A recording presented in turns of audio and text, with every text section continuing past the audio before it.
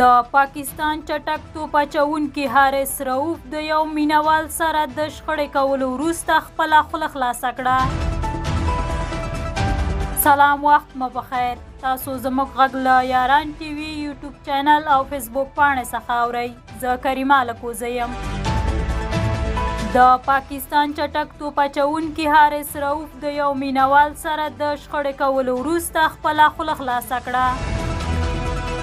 وروسته له هغې چې د پاکستان چټک توپ اچوونکي حارث رؤف ویډیو په ټولنیزو رسنیو کې خپره شوه، دغه چټک توپ اچوونکي سم د واره خپل غبرګون وښود او ژمنه یې وکړه چې که څوک پر ده او کورنۍ یې ناوړه نیوکه وکړي نو هغه به ورته ځواب ووایي.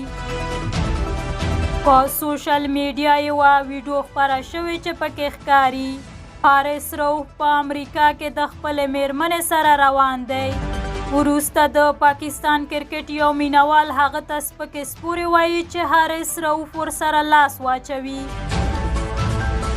له دغه ویډیو خپرولو وروسته حارث رؤف په خپل ټویټر پاڼه ولیکل: ما پریکړه کړې وه چې دا موضوع په رسنیو کې نه خپروم، مګر اوس چې ویډیو خپره شوې زه احساس کوم چې هر څه روښانه کړم.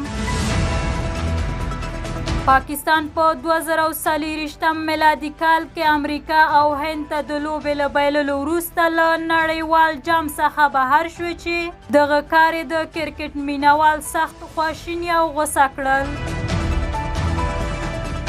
په هر صورت حارث رؤف په خپله ایکس پاڼه لیکلي: د کرکټ مینوال حق لري چې موږ وستایي یا هم پر موږ نیوکه او انتقاد وکړي.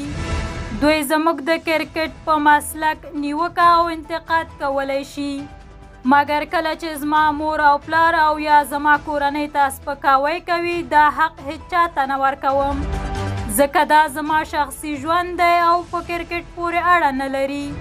که بیا هم چا هڅه وکړه نو د هر ډول خبرو ځواب به ورکړم. په دې وروستیو کې پاکستان رسنیو داسې راپورونه ورکړي دي چې پاکستاني لوبډله بې اتفاقه شوې ده او لوبغاړي په ډله بازۍ ویشل شوي دي. دا کار وروسته له هغې کیږي چې پاکستان سلیکشن کمیټې څه مودې وړاندې شاهینشاه افریدی د لوبډلمشرۍ څخه لرې کړ او پر ځای یې پخوانی لوبډلمشر بابر اعظم بیرته د لوبډلمشر په توګه اعلان کړ.